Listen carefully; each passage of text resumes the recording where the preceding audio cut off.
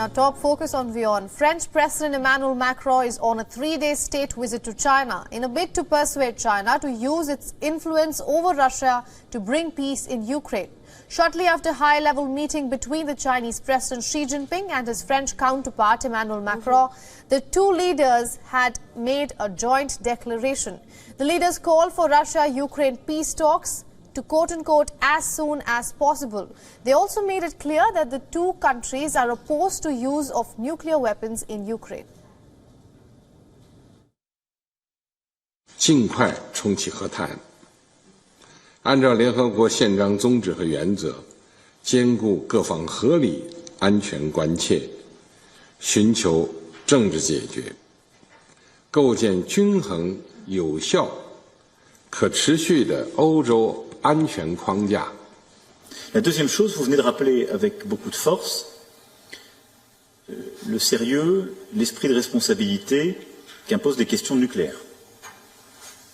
Et la volonté que la France partage qu'évidemment le nucléaire soit exclu totalement de ce conflit, qu'il y ait le respect de l'ensemble des traités internationaux en la matière et qu'en aucun cas il ne puisse y avoir de déploiement d'armes nucléaires en dehors du territoire des États dotés, en particulier en Europe.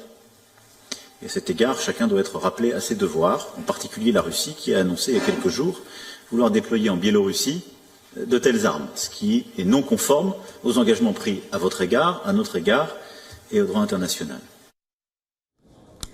Earlier today, the Chinese president led the welcome ceremony for the French delegation, where Macron received a guard of honor in Beijing. Macron has met with the Chinese premier and also the National Assembly chairperson at the Great Hall of the People. Macron, who is accompanied by EU chief Ursula von der Leyen, hopes to soothe ties with Beijing. Both Macron and von der Leyen will separately hold talks with the Chinese president.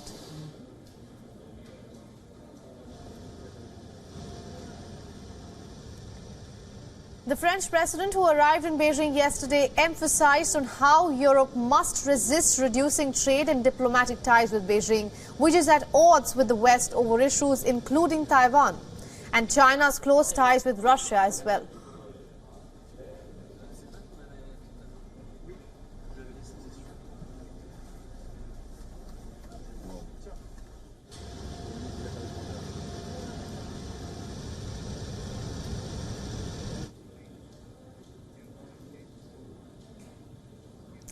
And for more on this, we are being joined by our correspondent, Nathalie Malgus from Paris. Welcome to the broadcast, Nathalie.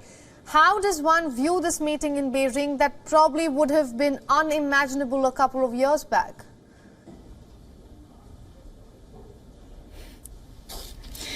This was indeed a high-stakes meeting that was always going to draw much attention and much anticipation. We are expecting a press briefing in a short while to get some insight into just how all of it played out ahead of this diplomatic visit. We heard from French President Emmanuel Macron on what he is expecting to discuss and to table on the agenda. Many issues, including that of trade, issues of climate change, food security, and of course the conflict playing out in Ukraine. He had implored of China to use its close relationship with Russia to ensure a speedy end to that war and for peace to be brokered in Ukraine.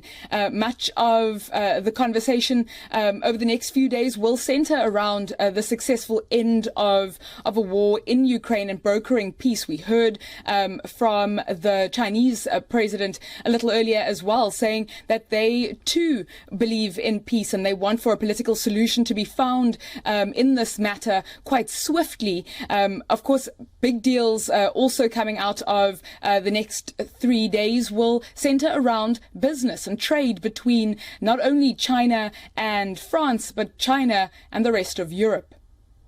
Absolutely. Now, some analysts have predicted an interesting diplomatic technique of good cop, bad cop, where Macron will promote a reset, quote-unquote, in China-EU ties, and von der Leyen will press the thornier issues with China.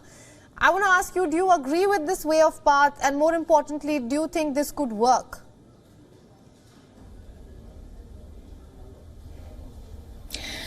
So don't want to hazard a guess of just how successful that approach will be, but we do know that the French president will be looking to increase conversation, increase dialogue, and from the European Union, the European Commission head, we know Ursula von der Leyen is pressing again for that swift end to the war playing out in Ukraine.